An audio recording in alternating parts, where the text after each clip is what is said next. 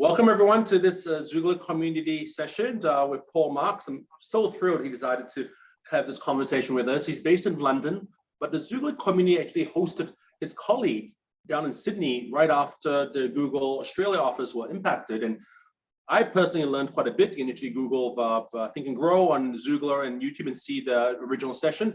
But given that it's been a few weeks now, I wanted to make sure the global Xoogler community got to hear from him. This question you submitted have been passed on to him. We'll have a very tight conversation on helping all of you get through these tough times and perhaps give you fresh ideas of how to activate your own community, your own network to find your job. We're just here for you as a community to be supportive and perhaps try and just some new fresh ideas during this tough hiring season. But again, Paul, I wanted to make sure I thank you for the time you spent preparing for this session. Clearly, all of you who are joining this call for joining us. And if you want to start typing away your questions, I'll make sure to try to go through all of them before we end the next hour. And Paul, why don't you start by telling everyone about Think and Grow a bit so that we know more about the firm that you represent. Yeah, absolutely. And I've got a bit of a presentation which I'll jump into most certainly. As Chris mentioned, we did host a session a few months ago. My colleague and the co-founder of Think and Grow, Anthony, did a session on helping you all go through the job search and what we can do. So Think and Grow are a global growth consultancy. We were born in Australia just over 10 years ago. Two founders who are still here today, JJ and Ant, saw an opportunity in the market to support fast-growing, ambitious, pioneering tech startups to help them grow both regionally and globally. So we've worked with the likes of Canva, with Spotify, with Data Miner, with Airwallex, and many other organizations that were looking to do something different in the market and got ourselves as growth consultants to work with them on their expansion. That could be expansion in new markets, that could be expansion of people, that could be land and expand over in different regions around the world.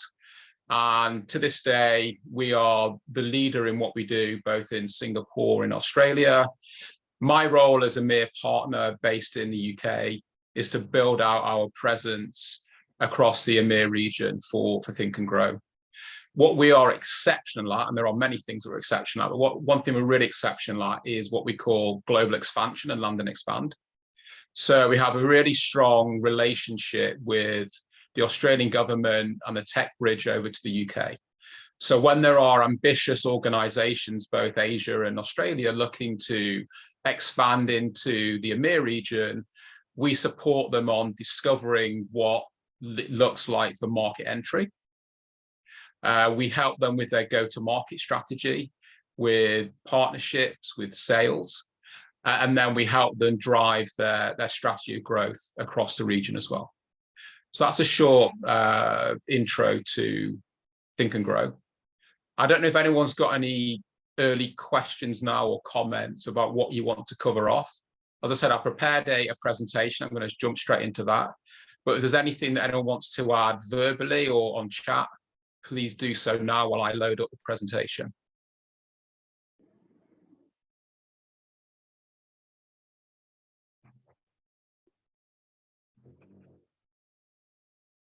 Great. Can everyone see that? Yeah. Good. So as Chris said, the purpose for today's session is supporting you all. As we know, the market is ever evolving and fast changing. There are horror stories about mass redundancies. There's lots of new technology coming on. There are global pressures, geopolitical pressures, environmental pressures. So the session today is about helping you navigate the job search. Now, how do you adapt your strategy, your personal strategy, in landing that next job? The landscape has changed. I've been doing this for over 20 years now. There was no such thing as LinkedIn when I started. It was the good old yellow pages and a Rolodex. A lot more is happening now. We need to be a lot cleverer, a lot wiser, a lot more strategic to find that right role for you. So the agenda for today is cut into 4. Now, we've touched on a little bit about me and about Think and Grow, but I'll just delve a little bit deeper into who I am and why I'm sitting here today. We're going to look at market update, what's happening around the world. And there is some good news, I will say that. We'll look at job search strategy, and that's really focusing on helping you build your personal brand, what it looks like to go to market and how you do secure that role. And then there is time at the end for a Q&A session. Now, this is your time. Time is the most precious commodity. So if you have any comments or questions or thoughts throughout, please either unmute yourself and jump in and say something, or do add to the chat at any time.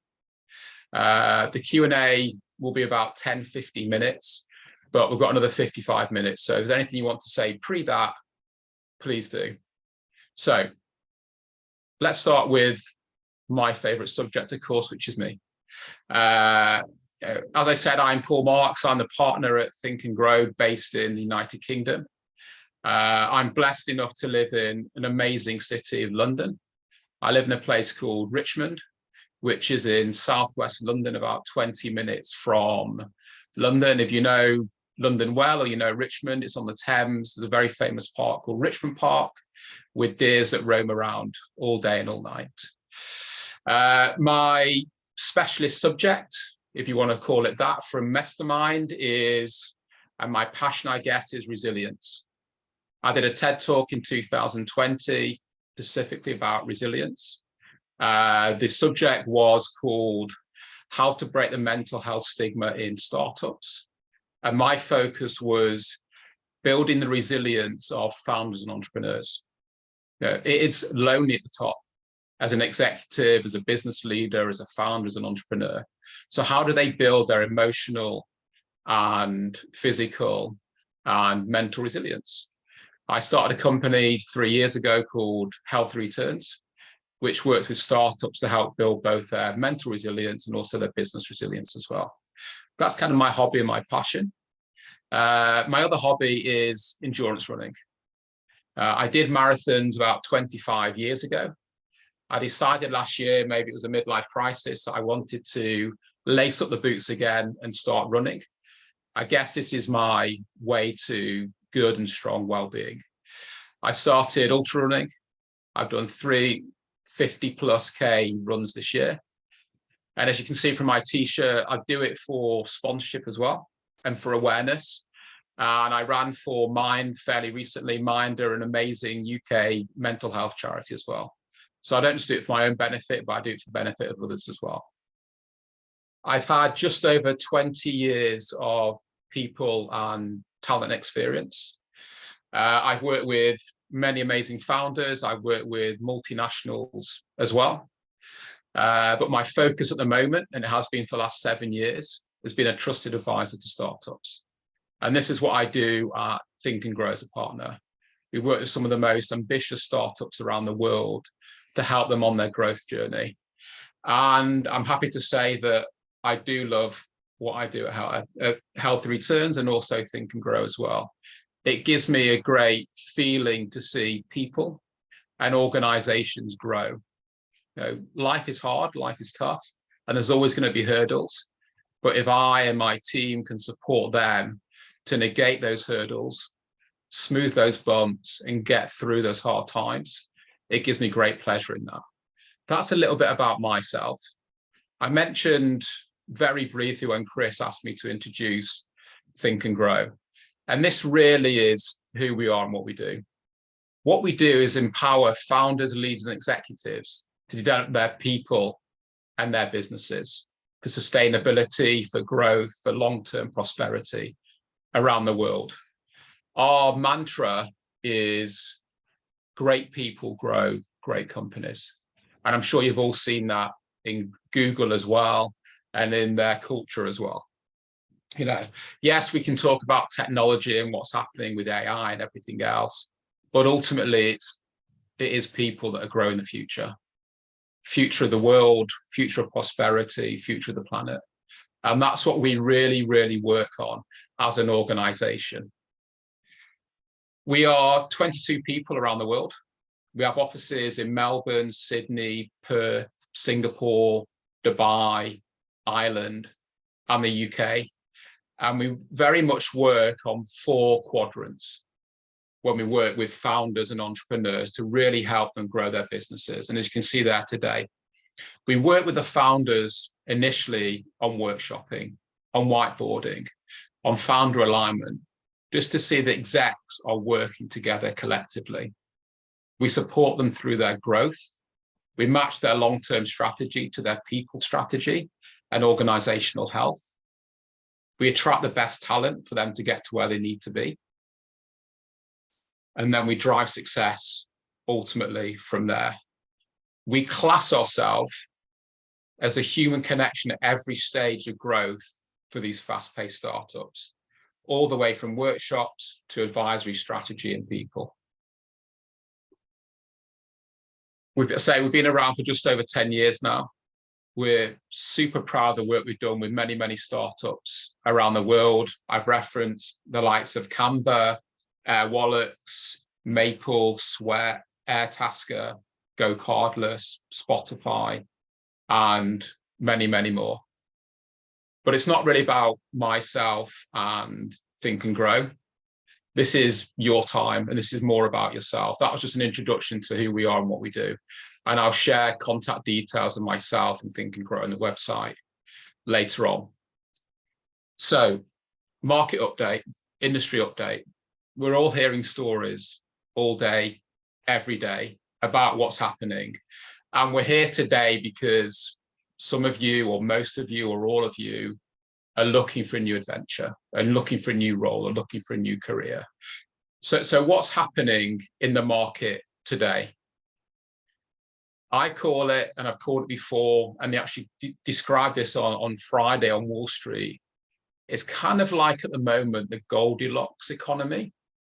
So there was, I'm happy to say, a little bit of good news on Friday that came out of Wall Street that showed the US economy added almost 340,000 jobs in May, which I'm happy to say was far more than they predicted or expected, which in good news indicates the labour market remained strong and positive.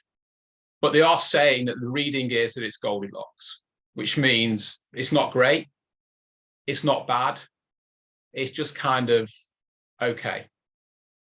But we need to take all the positives that came out of that. And what we are hearing is that the US economy is still strong, and the stories of recession coming in H2 of this year doesn't look like it's going to happen. So there is rally in the US, which is great, and it means they are better shape than possible. And it also means that the repercussions and the domino effect of that is that the European markets and the Asian markets also had a bit of an uplift from that news as well. So there are stronger signs of uplift. But, you know, as positive and upbeat I want to be, you know, let's be totally honest and upfront. You know, we can't shy away from the fact of what's happened and what is happening. You know, the last 3 years has been really, really tough on all of us, both personally, family, relatives, and business as well. So there has been a challenging combination of health, economics, and geopolitical validity combined with growing social and environmental pressures. You know, we're seeing at the moment within PE and VC, valuations are being pulled.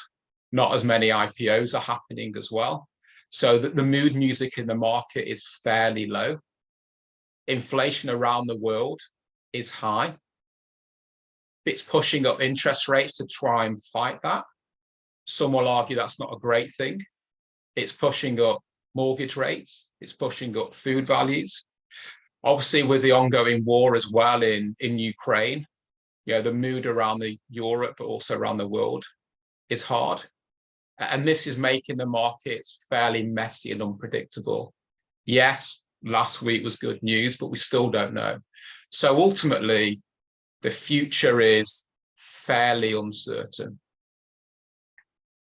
So what we're seeing, we're seeing the real wages declining as a result of the cost of living crisis, and changing worker expectations along this call or along the world, and concerns about quality of work becoming more prominent issues globally. What all this has created has been uncertain and divergent outlook for labour markets. And unfortunately, there has been a widening disparity between developed and emerging economies. And we are seeing that around the world, unfortunately. This intertwined economic and geopolitical crisis for the last 3 years has created this uncertainty. So even as a growing number of economies have begun to recover through COVID, what we are seeing is that there is a widening gap between the richer, more developed, and the emerging and poorer.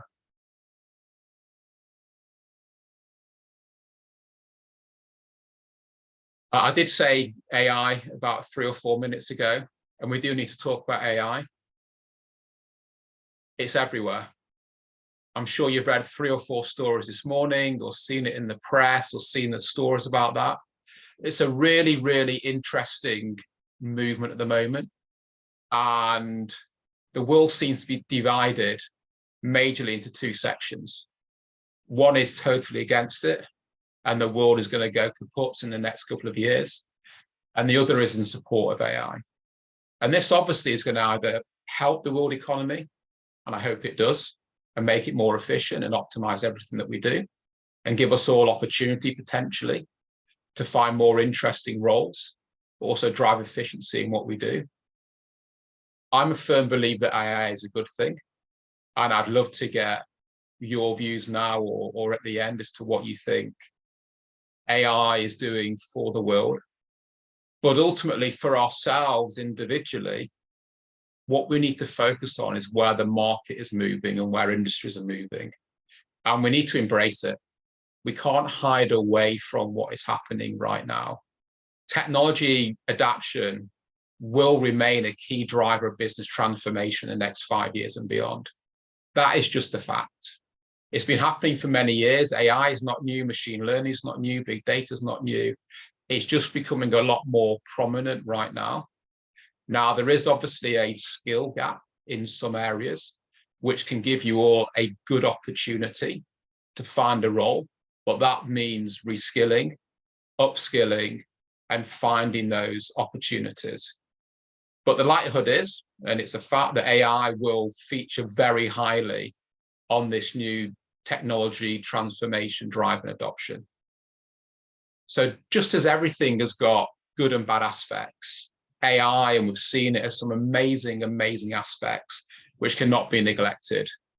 In the controlled presence of AI and robots, our lives should and probably will become somewhat simpler. The menial tasks that we used to do, the noise that we used to get with laborious admin tasks, we can just put them into more efficient systems. Now, that does mean the decline of some roles, more clerical and admin roles. But for ourselves, we really need to focus on the great of AI and how we as individuals can capitalize on that. So what that means is that, yes. No, sorry, why didn't you finish that point first? We had a question that came in. So, sorry about that. You can jump in now if you want to. Sorry, I didn't see the question. What was? The question was actually from the prior, I guess, before this slide was, Rohit would like to hear about your hiring trends, especially late stage startups. Is it better to not focus due to ongoing funding winter? And then what else? What should be the strategy to target opportunities with them? So again, I missed that. Can you just say that again, please? Sure. So the question in summary is, with the funding winter for late stage startups, should this individual job hunt in that category or should they not? The category of what? Which category are we talking about? Late stage startups, just late stage startups generally. So if they're focused on late stage startups, should they be looking at what, a particular role, or should they be looking at late stage startups? The latter, so late stage startups as a general category. Perhaps to refine that question, maybe what late stage startups are doing well, that are still hiring versus the ones that are not? Have you been able to see a difference, and how should they be targeting their search? Yeah, certainly. And I guess it's a question within a question to say, what do we mean by late stage startups? And it's hard to define sometimes stuff, because people will say Deliveroo, for example, it is a startup, where it's not. It's been around and it's a multi-billion-dollar organization, for example. What we're going to look at in a bit are the hiring trends and the industries where there's a lot of movement. And what I am seeing, both as an investor, as an advisor, and speaking to a lot of VCs and a lot of corporates as well, is the transition to green and the green economy is where the biggest focus seems to be, both UK, US, and China especially. So when we're looking at job creations and where we're looking at investment, we can't hide away from the fact that what's happening within the planet at the moment. So a big area of focus is green tech, climate tech, for example. And that's where we're seeing a lot of money and a lot of focus. So yes, it could be late stage startups, for example, within crypto. But is that really an area you want to focus on because of stories that have happened? Is there going to be regulation there versus green tech? And it, depending on the kind of organization, the kind of culture that you want, with purpose-led organizations and really driving difference, let's look at the transition to a greener planet and what you're doing to the planet and what you're giving back, and the purpose and the mission for that as well. So yes, there is opportunity in late stage startups, but there isn't as much money there as well. So it's kind of that risk versus reward. Do you go for and you might say, well, it's not as certain as it used to, but do you go for a stable, if there is that kind of word, corporate, versus a late stage startup that has little runway, that keeps looking for funding, that might not get the funding, and there might be redundancies there? So let me go into what I'm seeing in the market at the moment. And if that's not answered the question, then please do come back. The good news is that over the next 5 years, and this has been taken by the Future Jobs Report 2023, which is from the World Economic Forum, which partnered with LinkedIn and Indeed. And what they're saying is that over the next 5 years, so to the end of 2027, 28, there will be 69 million new jobs created by the green transition, as we just mentioned, and also new technologies as well. That's not to say that some jobs are going to become redundant. And we touched on that before. The very labor, admin intensive roles like clerical and secretarial will disappear. But let's not focus on that. Let's focus on the good, and let's focus on what we need to do as ourselves, as individuals, to retrain, uptrain, and focus on where the roles are and what's changing at the moment.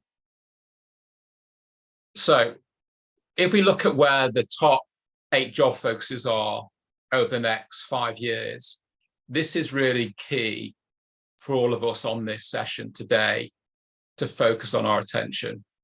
Now, some of you may have these skills. Some of you may be big data specialists or engineers or BI analysts, but it'll be no surprise to any of you that AI and machine learning is going to be the biggest growth area across all industries, followed by sustainability, business intelligence. We need to get smarter as individuals, and we need to get smarter as organizations. Data rules, data is the biggest currency. That's not going to go away. So we need to make sure as individuals, we are learning the skills we need to attain one of these roles.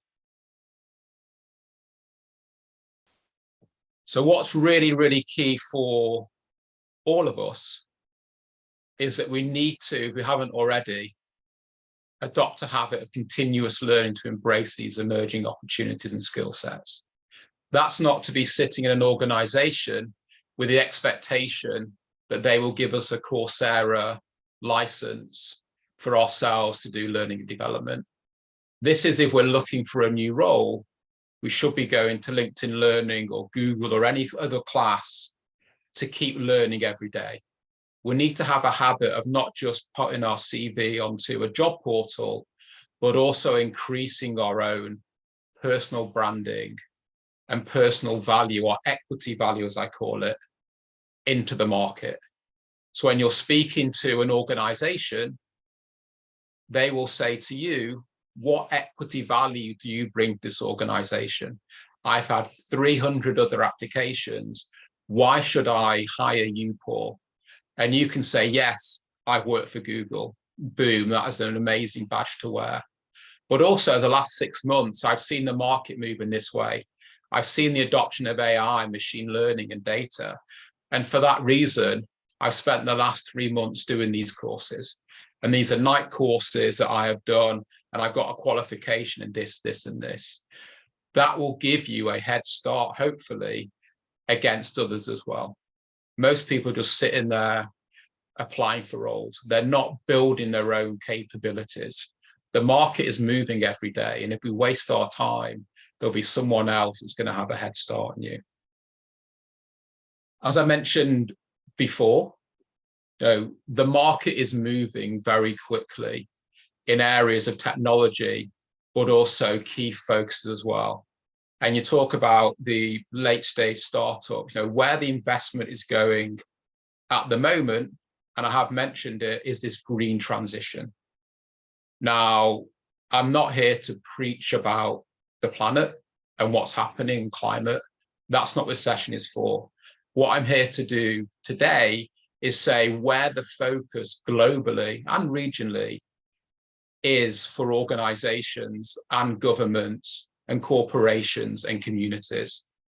And globally, it is a fact that the green transition will create millions and millions of new jobs. And this is what's really important, new jobs in the likes of clean energy, efficiency, and low emission technology in the next 7 to 8 years, so up to 2030, from now. What we're seeing right now around the world, China, for example, is expected to add almost $2 trillion to their country's economic worth and generate circa 90 million new jobs in the next 7 years. That is China alone. So we really need to say, where are we today as individuals? What are our core skills? What are our core focuses? And let's see if we can make that transition from where we are to what is hot right now in the market.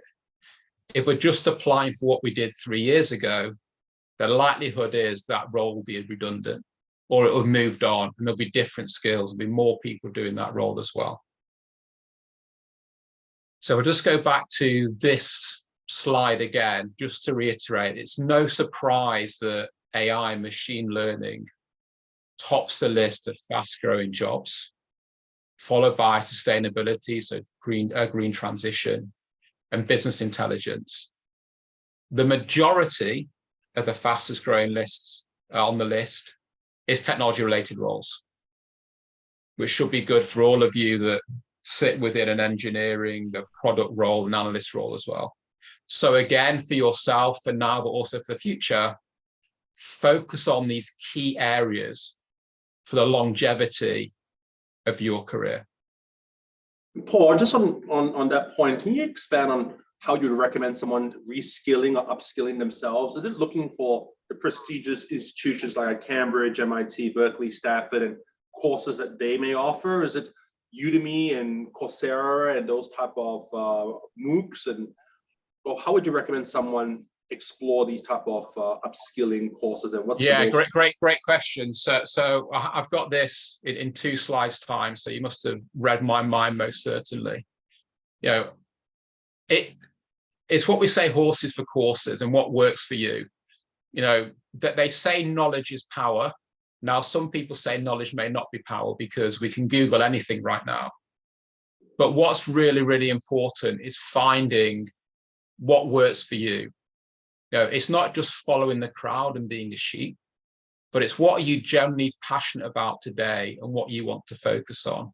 And to your point, Chris, that there are many, many different institutions, universities, online sites that you can go and find free or paid for courses.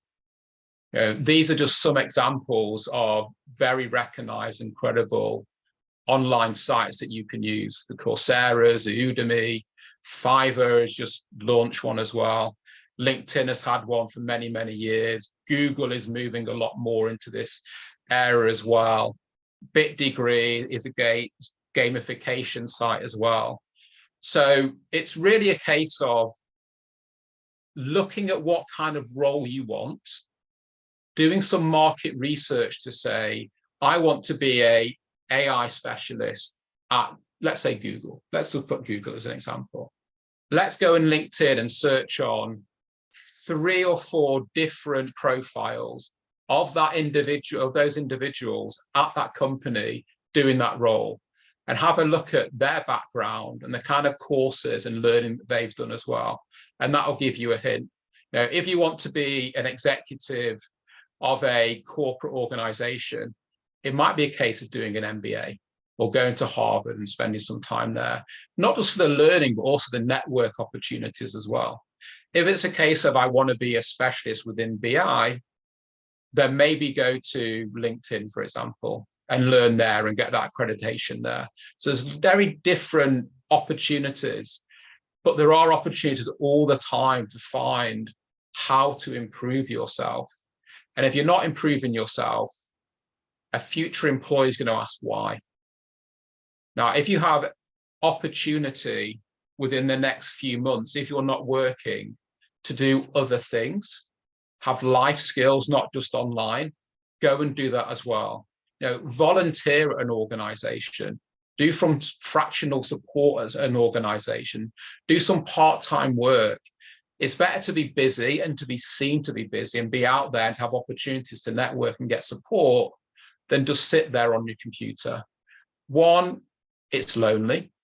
It is. 2, it might not be the most enthusiasm that you can get throughout the day. 3, you're not meeting enough people. You just need to start improving yourself. And that could be HubSpot. That could be volunteering at a local place. That could be anything. But it's really, really important you find what works for you.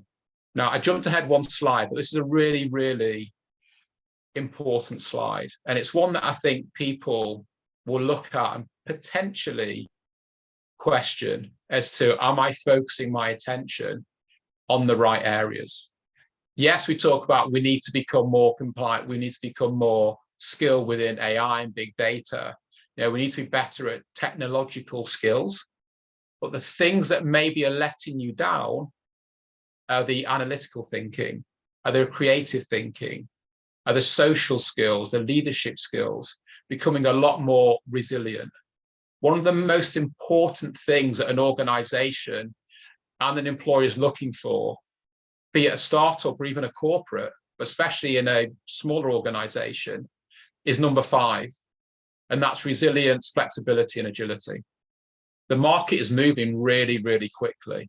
And you need to make sure that whatever you do today could be different tomorrow. You need to make sure you have the ability to flex. And one of the things that a lot of people are talking about in the market at the moment is not just the vertical growth of an individual, but the horizontal growth of an individual. And what I mean by that is that we all have this career path thought we need to go up and up vertically. But when it comes to agility of an individual and looking at the worth of an individual, do you have the ability to go horizontal? Can you do a different role tomorrow that you weren't doing today? Are you able to move across an organization horizontally and have that flexibility and agility to really make a difference? So it's really, really important when you look at this slide, and I'll show you slides later, that you look at what corporates, CPOs, CHROs, and employers and hirers are looking for as their number one, number two, number five skills for you to get the job. And it's not just building your technological knowledge and capability, it's the analytical thinking as well. It's the leadership skills, it's the influence, it's the resilience as well. And I don't think people talk enough about that. Then they just go through a CV and talk about what they've built or what they have executed on or what they've launched or what their key results are. Start talking about yourself as this unique individual that they need to hire, because you're very analytical, you're very influential, you're very resilient, you can go with change, you can drive change, you're empathetic, you're motivational as well. So these are really, really key skills when you're thinking about how do you present yourself on paper and personality as well. It all sounds wonderful. It all sounds easy when I say all this, but as I say, you know, then what? What does all this actually mean in reality? This is really, really, really important. There is nothing right now more important than this and ever when you're looking for a job, when you're trying to keep a job, when you're trying to get promoted. Personal branding. You know, what you look like, what you sound like, you know, your mannerisms, your tone of voice, what you are saying on LinkedIn, what your CV says and represents you, if you have a personal website, if you volunteered, the networking skills you have, the support bubble you have, the testimonials that you can bring, the references that you can bring, the name drops that you can bring, all of this helps you now and tomorrow. Fortunately or unfortunately, you know, you can become an influencer tomorrow. You know, content marketing is not just about organizations. It's about yourself. Personalize your content marketing. You know, think about what people are seeing when they're looking for Paul Marks on the website, when they're looking for Paul Marks on LinkedIn, on Twitter, on TikTok, on a website, whatever it happens to be. Anything that you write, anything you load, any pitch that you have, people are going to find that. CV is wonderful. Is CV dead or not dead? We can argue that for hours on end, but people still ask for that. They'll look at your LinkedIn, they'll Google you, they'll see you on Facebook, they'll see you on anything. It's really, really important that you build your personal brand. You need to start thinking about how you are unique versus the competition. You know, we all think about how Nike is different to Reebok, how Google is different to Microsoft, how a drinks brand, Coke, is different to Pepsi. But do you ever spend time thinking how I am different to Chris or to Paul or to John or to Rebecca? How do I represent myself? Is my cover shot on LinkedIn professional enough or cool enough or dressed down enough for the organization that I'm trying to apply for? You know, is everything that's on my CV representative of the kind of person I want to be and the organization I want to join? Does my LinkedIn have the right kind of posts and comments that a future employer is going to look at and think they're the kind of individual that represents the key behaviors and values that I am trying to hire into my organization as well? Personal branding is key. So after today, have a look at your presence online. Have a look at your wardrobe. Have a look at your hair. Have a look at your beard. Have a look at your dress, your shoes, however you represent yourself. If it's not working today, change it. And that's not just looking at yourself in the mirror, but that's a good first point. Ask your friends, your trusted friends. That might be one person, that might be 10 people. Ask them to give you honest feedback. And only real friends will do that. Ask them if how you look, how you sound, how you come across, your LinkedIn is it working for you? Is it working for them? You only see what you know. Get some feedback. It's really, really, really important. We talk about CVs. CVs are not dead. Now, a lot of people do reference LinkedIn, of course. And a lot of people, when it comes to application systems, recruitment systems, say just post in your LinkedIn profile as opposed to a CV. Whatever it happens to be, CV or LinkedIn, you need to make sure that it's concise, it's direct, and it's to the point. Be proud of what you've done. It's super, super important that you showcase your ability. No one else is going to shout your praises. This is about yourself, marketing yourself to the world. It amazes me sometimes that people shy away from the great facts, numbers, metrics, deliveries that they've done until page 3. There needs to be a golden rule in CVs. And the golden rule is, if you get your CV and you fold it in half, if your first half page on the A4 doesn't say everything about you, start again. People have lack of concentration. Most people at hiring level will use their phone to scroll down on the CV. Everyone scrolls down the CV. They're not going to scroll down, sadly, 3 pages.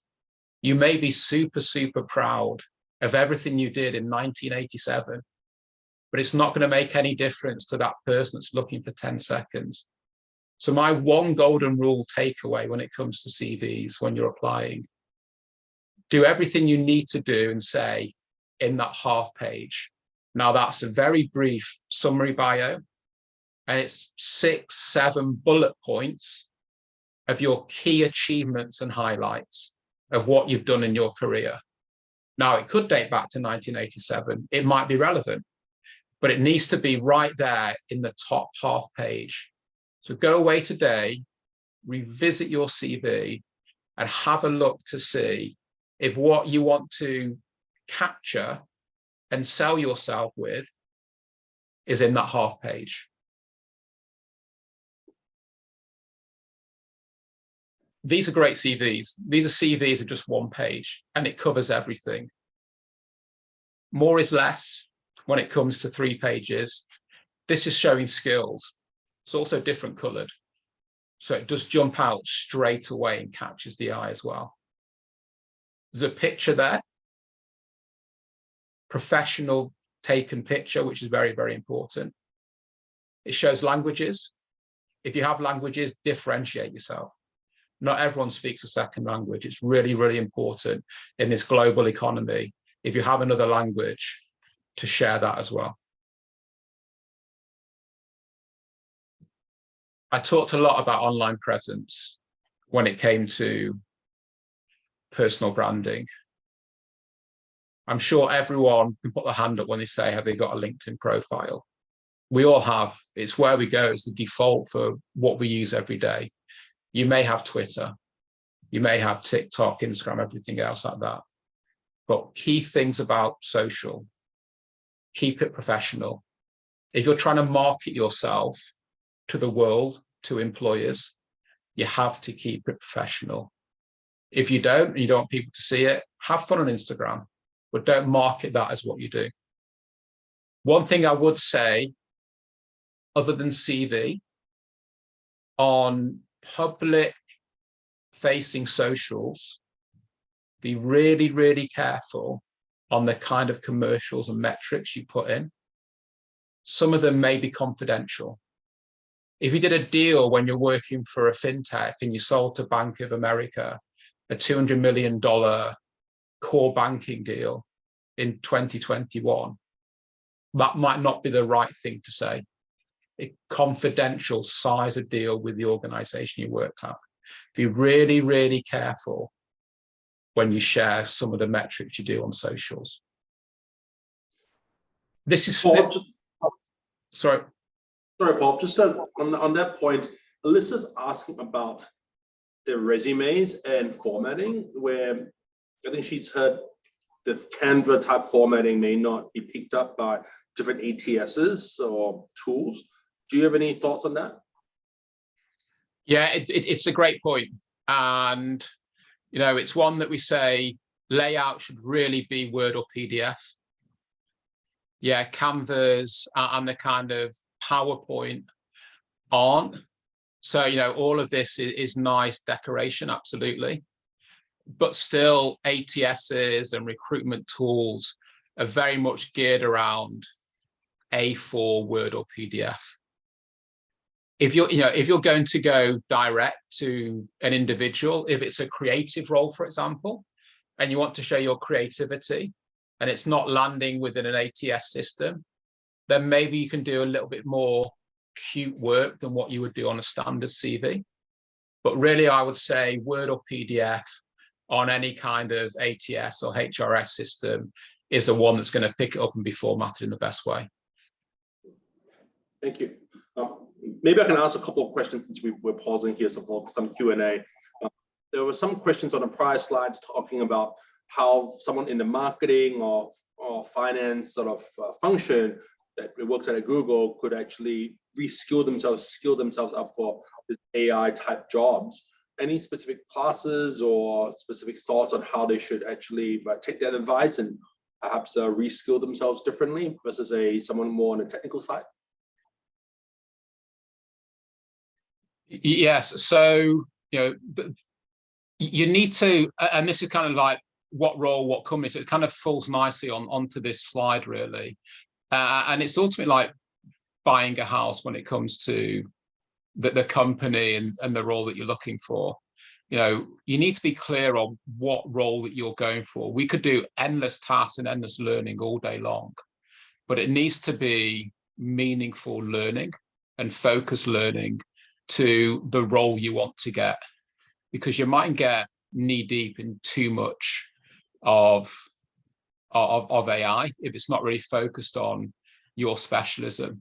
Now, if it comes, are they wanting to, and I don't know if someone wants to unmute on this marketing one, as to, are they looking to completely change to more of a technology focused role, or is it more AI for better marketing? Because there's kind of two different answers to that question. And if it's a case of, I'm a marketeer, the world of marketing is very, very different now. How can I use AI to better write content and go to market and gather that data and use HubSpot and be more geared towards focused email penetration? That's different than saying, I want to become a technologist building AI product. So there's very different ones, and HubSpot Academy would be amazing if it comes to marketing because they are world-class at that. But then if it comes to, I want to become more of a technologist, then I would say go and look at Microsoft or Google when it comes to what they're doing and the kind of courses they're pumping out when it comes to AI. So I think I don't know if they want to re-ask that question when it comes to marketing. There's great things to do within marketing that AI can help with, absolutely. It could write your content, for example, and all you need to do is be a lot more focused on where you're putting that content. That's a great way for AI to use, and you can learn things that the AI can work with better there. If you want a whole new career change, then it's time, dedication, and why as to why you want to do that. So I think there's two different questions or answers to what you just said, Chris. Thank you for that. And I think the final question that had come in previously from Dylan was, how do you demonstrate the resilience and adaptability on paper? It's a great question. So on paper, it's about demonstrating transformation, change, problem, solution. So if you're talking about an issue at an organization, say, for example, there were mass redundancies. We had to downsize a particular team. We had to all come together as a smaller team, but working 150% optimization if that's possible, and show how you were able to drive change, transformation on budget at speed with less people and less budget. Then that can be a way of showing how you've driven and executed at a hard time and came out the other end successfully. Thank you. Appreciative of time, so there's quite a few things more, but I'll share I think just a few takeaways and remembers. Most roles still are full-time. Now, they may be hybrid, they may be remote. A lot more people are saying about on-site, but I think the headline is worse than reality. Most people are saying come back 2 or 3 days a week, as opposed to 5 days. It's not really on-site. All of you today have been part of the amazing Google story. It's a huge organization. It has amazing perks. Don't always expect them another organization. You need to be a little bit more flexible if it's not private medical, if it's not endless holidays, if it's not bonuses every 3 years or stock every 3 years. You need to just be a little bit more flexible when you're deciding the kind of organization, the kind of perks that you want. Google do and did pay well. They have paid above average to get the best talent in the market. Again, think about the kind of role, think about the kind of work that you're looking for, think about the long-term opportunities and longevity of that role, to say, maybe I'll flex today on perks, on salary, for the uplift in the future. So think about that as well. Be comfortable with a bit of rejection. We've all been rejected, be it finding a girlfriend, a boyfriend, a new job, or anything like that. It's part of life. Hundreds of people are trying to go for that same little pimple on the map. Be resilient, be world hardy. If it's not right for you, it's not meant to be. Move on, say thank you, keep them in your network for the future, but keep moving on. And finally, what I would say is Google is a phenomenal organization, a phenomenal brand. You should all be proud of the work that you've done to get to Google where they are today. But it's ultimately down to you. Google may get you through the door for an interview, but it's about you in front of the other person or people selling your unique brand. Why should they buy you? Why should they pay you to come in on Monday and do this role? Why should they trust you with the next product launch, with the next go-to-market, with the next technological advance in AI for you to go and build that? Everything is ultimately down to the uniqueness of yourself. You need to be confident, positive, brash, and believe that you are the one that should have this job. Paul, before you finish, if you don't mind, I think the biggest thing that perhaps people would need from you is understanding resilience. And since you've talked at the start how you've actually focused a lot of your prior work on resilience, any quick tips before we wrap up today on that piece? Because I think that's going to be what a lot of us need to hear. Yeah, absolutely. And it's very rare that I don't have a slide on the deck of Rocky Balboa.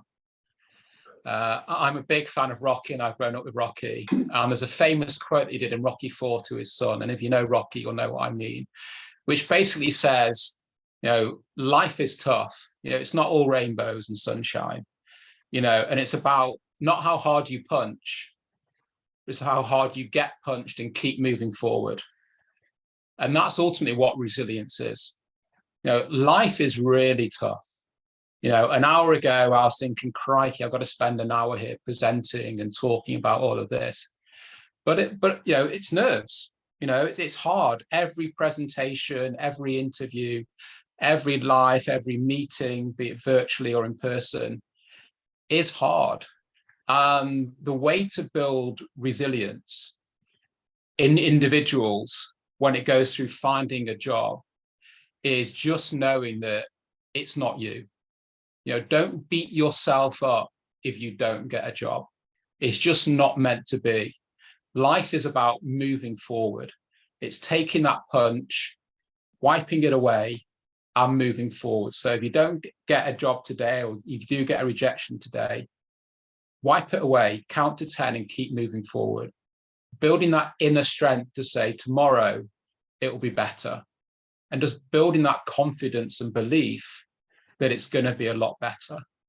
You know, how you portray yourself if you've had some bad news is not the way to go forward. You need to believe that you are that person that's going to make a difference in that organization. So building resilience about being self-aware, how you look, how you talk, how you feel, how you represent yourself is really important. And that's the most important thing when it comes to interviews, networking, support, and being the person you want to be. Now, we could talk a lot about resilience. I know we've run out of time here today, but I'll happily share some stuff online as well so you can have a read of that. These are my details here online. I'll share with you, Chris, after this presentation and a bit on resilience as well. And any questions that anyone's got, please do connect with me on LinkedIn or reach out to me on email. Chris, thank you from the bottom of my heart to give me the time today. I really do appreciate it. Hope it's been a useful hour for you and your community. And yeah, I hope it's been useful. So wonderful, Paul. Thank you for preparing for us and also sharing the last bit about resilience. I think that's probably the most important thing we need to take up from today, that there'll be plenty of jobs out there for all of us. It may not be the next one we're interviewing for, but community is here for you as well. Reach out if you need anything. Slack community is over 23,000 members. And Paul, thanks again for the encouragement and sharing these amazing tips. Thanks everyone for joining today. Thanks, Chris. Thanks everyone. Have a great day. Bye-bye. Thanks very much, Paul. Bye-bye.